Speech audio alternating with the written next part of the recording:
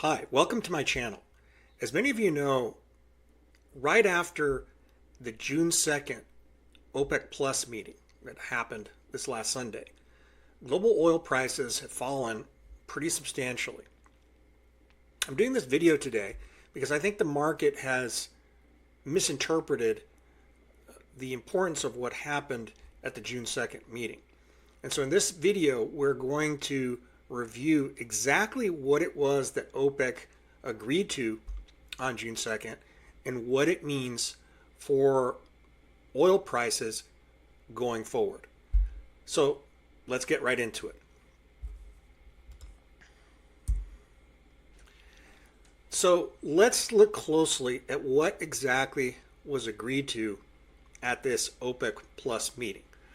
It was actually somewhat complicated, and I think that this has led to some misunderstandings. The agreement is a three-layered agreement that makes reference to three separate rounds of previously agreed to cuts. So let's take each one of these layers one by one. The first agreement that was reached here was to extend the mandatory OPEC group cuts that were originally set to expire in December of 2024 to December of 2025. In other words, this first round of mandatory cuts was extended to the end of 2025. This is about 2 million barrels a day worth of cuts. So on the margin, this is actually bullish for global oil markets. Now, the second layer of the agreements that were reached on June 2nd have to do with a voluntary round of cuts that were agreed to in the second half of 2023 by 9 OPEC members. And these cuts were originally set to expire at the end of 2024. Now, these voluntary cuts were only agreed to by 9 of the OPEC members, but it's very significant. It was about 1.66 million barrels per day worth of cuts that were agreed to at that time. And at this June 2nd meeting, those 9 members agreed to extend those cuts out to December of 2025. So again, this is on the margin, a bullish development. Now let's look at the third layer of the agreements that occurred on June the 2nd. There was an agreement to extend a second round of voluntary cuts. And these voluntary cuts were agreed to between June and November of 2023. And these cuts were for about 2.2 million barrels per day. Now, those cuts were originally scheduled to expire on June 30th of 2024. But in the June 2nd meeting, it was decided to extend these cuts through the third quarter of 2024 until September 30th of 2024. Now, in addition to this, there was an agreement that was reached by the 8 members that agreed to this round of voluntary cuts on how to phase out these cuts during a 12-month period. Because the idea is that they don't want to bring all that supply onto the market right away. They want to phase this supply back into the market over a 12-month period. So this was the structure of the agreement that was reached in Riyadh on June 2nd. Now, global oil markets have sold off. The question is, why?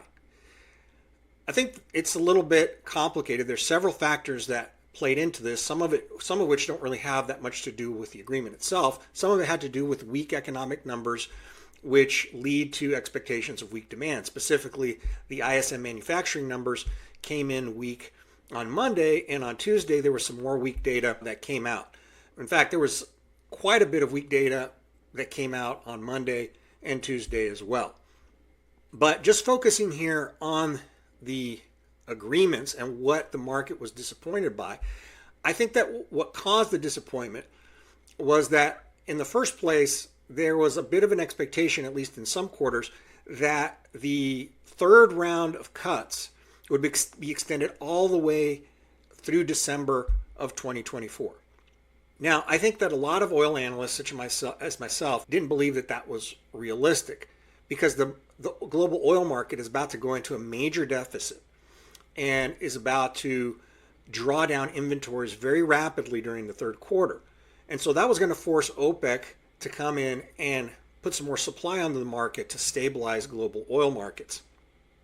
And what they essentially did was recognize this and state a plan for gradually bringing new supply onto the market to head off what could be a problem. Now, in addition, it's important to note that they stipulated that this return of supply would be based on market conditions. In other words, if market conditions are such that there's an oversupply in the market or that extra supply isn't needed, they can postpone that return of the supply, or they can simply extend the cuts completely for another 3, 6, or 12 months. And so I think that this was the logical thing to do, the intelligent thing to do. It's probably the only thing that they could do. I think that the issue here is how explicit OPEC was about how they're going to return these barrels to the market. And I think that's what caught people off guard a little bit, because I think that most people were expecting that OPEC would remain silent about that, which would lead to uncertainty about how they were going to return these barrels to the market. And so that now that there's a little bit more clarity and a little bit more certainty about how supply will be reintroduced into the market, it has led people to conclude that it's a done deal that all the supply is going to be coming onto the market regardless of what market conditions are. But I think that in the first place, they were very clear that the return of the supply will depend on market conditions. And secondly, in the current context in which we're expecting such a large draw on supplies, and that's what we're going to go over in a minute, and what I covered in a previous video that I'm going to link here in the description, given that very strong draw on supplies and critically low inventory levels, the adding of this new supply to the market really isn't a big deal. So let's talk now about what this agreement will actually mean in terms of oil prices for the next 3 to 6 months. Now, in my previous video that I just referenced, and which I have linked in the description, I discussed at great length regarding the fact that various oil analysts have identified the fact that during the third quarter, the global oil market supply-demand balance is going to be going into deficit very severely. Now, according to Rystad, which is a commodity analysis firm, their analysis happens to coincide with ours, and they believe that as long as demand holds up, the deficit, or in other words, the undersupply in the global oil market during the third quarter is going to be about 2.5 million barrels per day on average during those 3 months. Now, that's huge. Now, there's some other analysis that suggests that the deficit will be a bit more modest. I think that at the lower end of a lot of the analyses has been a deficit of about 1 million barrels per day. But what I really want to emphasize in this video is that under either of these scenarios, whether you think it's 2.5 million barrels a day or 1 million barrel a day deficit, this would bring U.S. and global inventories down to extremely critical levels in either scenario.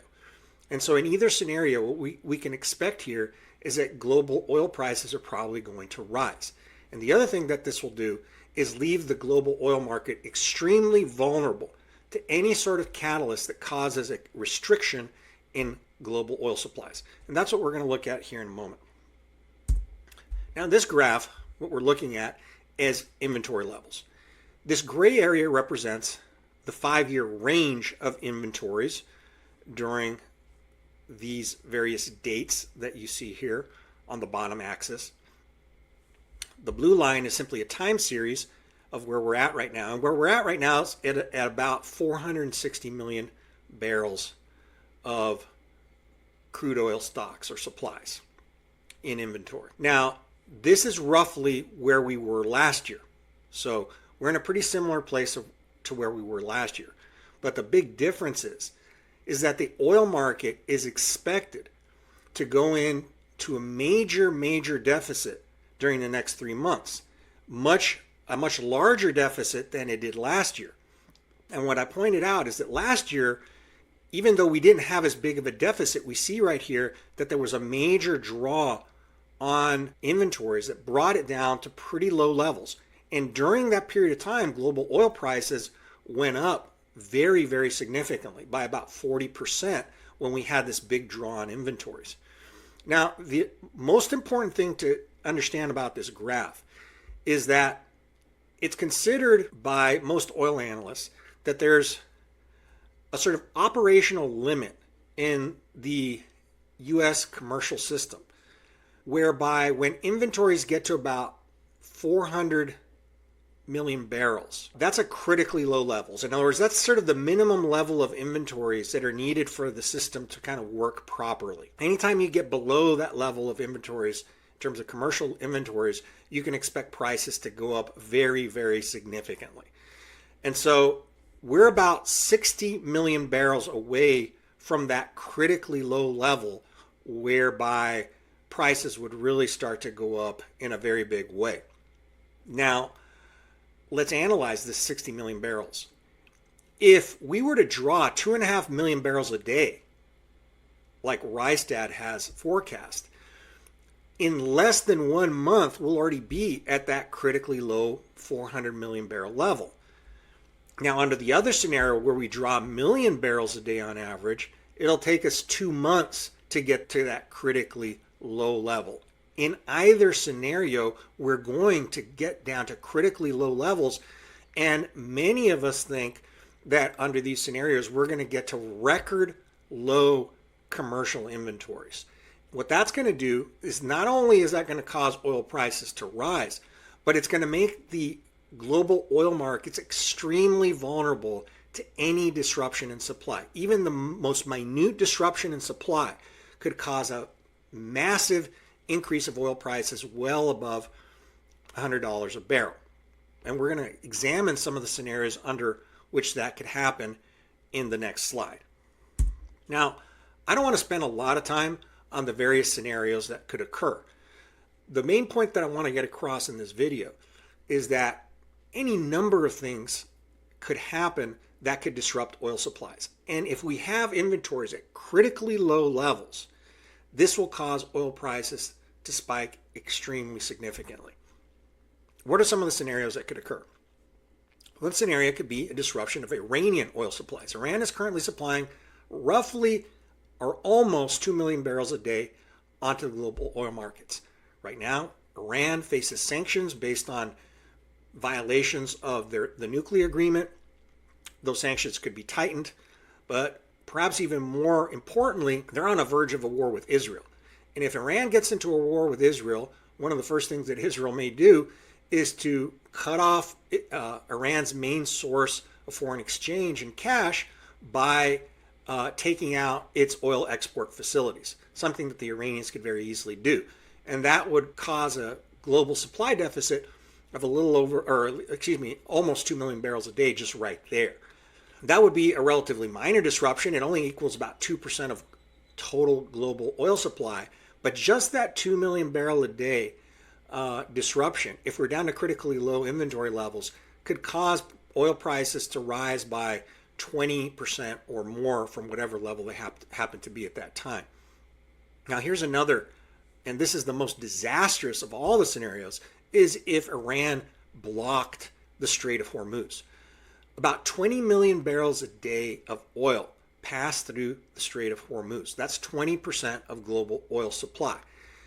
If that was blocked, this would represent a hit to global oil markets that was significantly, hugely more significantly than the Arab oil embargo in 1973 that caused oil prices to rise by 400%.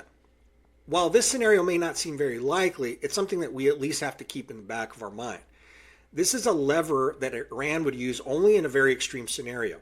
One of those scenarios would be is if they find themselves in a war against Israel or the United States, they could choose to try to block the strait to kind of blackmail the rest of the world into trying to get the United States and or Israel off their back because basically by blocking the strait, they would induce a worldwide massive recession along the lines of what happened in 1973, except that this would probably be even worse. The second reason that they might decide to block the Strait of Hormuz, or at least partially, is if sanctions were applied to Iran and their oil. Because if they're not allowed to export their oil, they might just say, well, we're going to retaliate by not letting oil through the Strait of Hormuz go out to the rest of the world. We think that Iran disrupting the Strait of Hormuz is a scenario that they're unlikely to resort to unless it's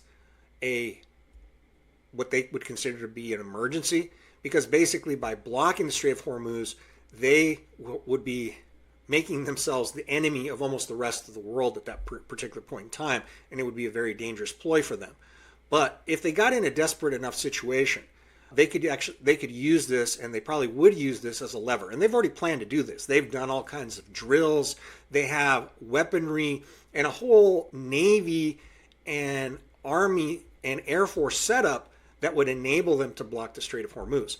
And if anybody doubts the ability of Iran to block the Strait of Hormuz, all you need to do is look at what the Houthis, which are just a relatively small terrorist group, I wouldn't call them small, but they're basically a much smaller fighting force than what Iran is.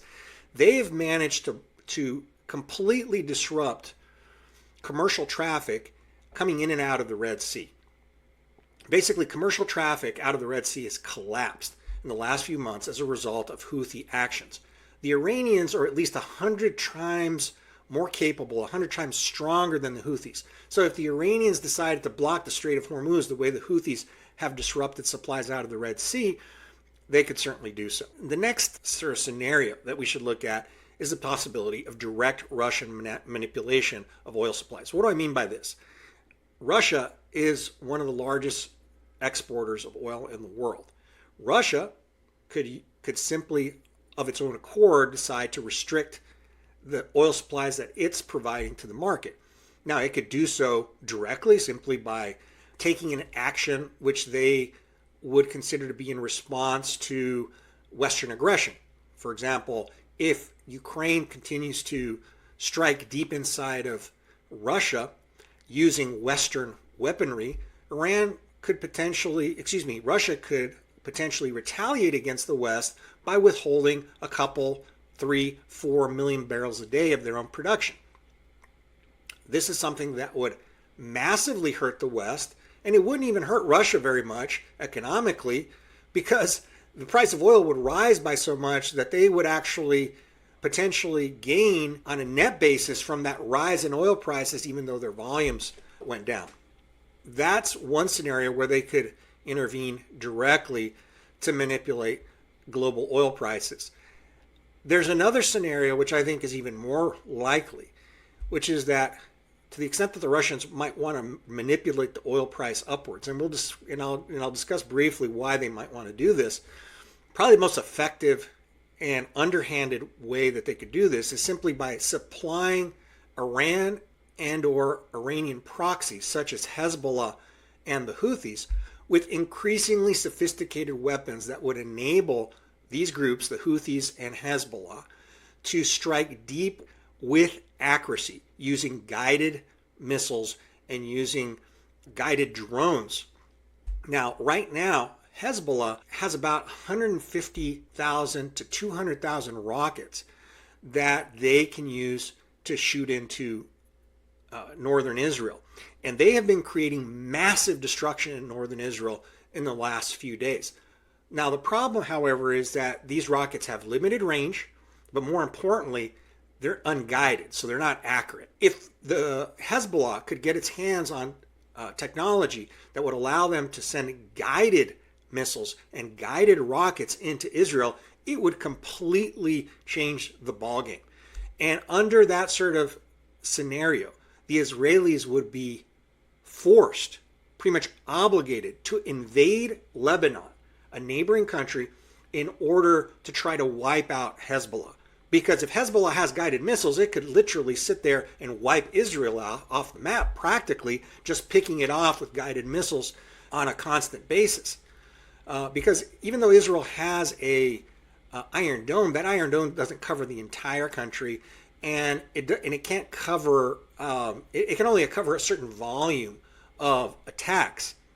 And as we've seen in the last few weeks, Hezbollah has managed to get a lot of their rockets on target in northern Israel, hitting population centers, hitting military installations. What Russia can do is supply Hezbollah with guided missiles, with missiles that have greater reach and a greater distance to strike deeper into Israel. Why would the Russians do this? Simply because they want the war to go regional. And by the war going regional, this would cause the risk premium in oil markets to rise very substantially and could actually bring about a disruption in global oil supplies. Why? Because the Russians would probably supply this technology to the Iranians. The Iranians would pass this on to the Houthis and to Hezbollah. This is how things have been done to this point, and I would assume that this is how the Russians will continue to do it. And at that point, Israel will be pretty much forced to enter into a direct confrontation with Iran and attack Iran. Because if Iran is the source of these weapons that are hitting its population centers, its infrastructure, it will need to go after Iran in order to stop the flow of these arms into the hands of Israel's enemies on its borders.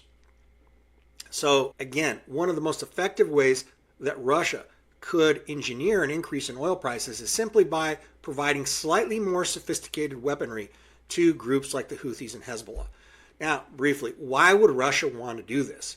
Well, first of all, we know that Russia, as a major oil exporter, benefits from higher prices. But that's not really the issue right now. The issue right now is that for Russia, bringing an end to the war in Ukraine is something of existential importance. This is really draining the Russian economy.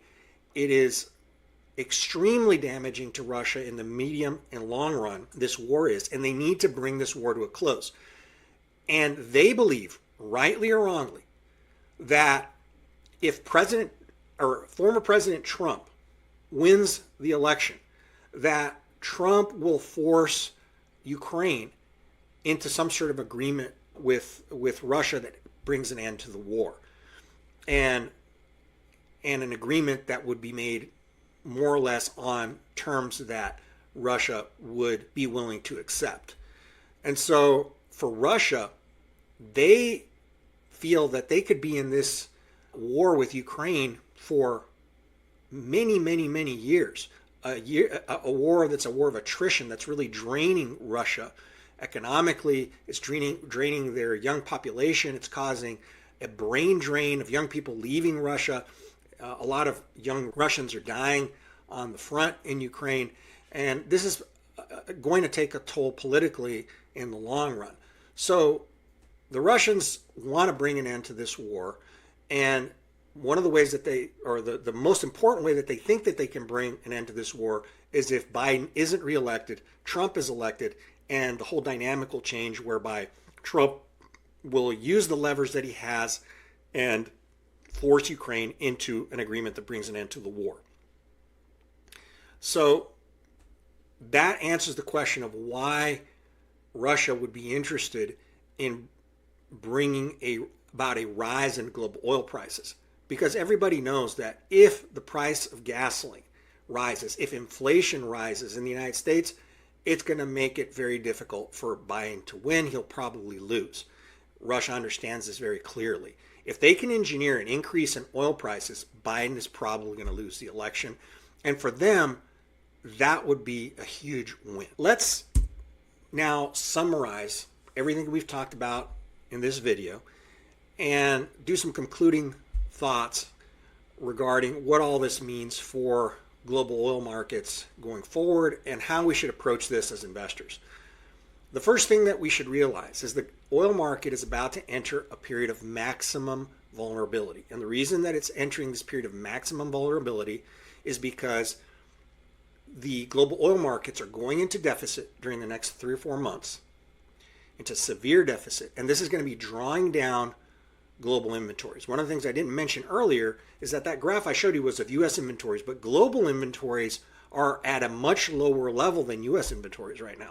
As I said, if we go into this drawdown, we're going to be seeing U.S. and global inventories at record low levels. That means that the global oil markets are going to be maximally vulnerable to any sort of catalyst that could disrupt global oil supplies. Now, I also went through in this video a number of different scenarios that could provide the catalyst for a major spike in global oil prices. And any of those scenarios would suffice to bring prices well above $100 in this scenario where we have inventories down to such critically low levels. So in this scenario, how should we treat this as investors? I think that this decline in oil prices and the decline in oil stocks or equities, both oil producing stocks, oil services stocks, etc., is giving investors an opportunity right now. Because as I said, during the next 3 to 4 months, we're entering a period of maximum vulnerability for global oil markets. And oil prices could literally rise by 50 or 100%. And certainly going into the 90s is, I think, a very, very good bet, even if we don't have any sort of a catalyst that disrupts supplies, simply because inventory levels are going to go down so low. So with inventories going down this low, I think the prices are likely to at least go into the mid-90s. But if we get any sort of disruption, we're going to go well above $100. Now, what that means is that with oil stocks right now, what you have is very cheap valuations.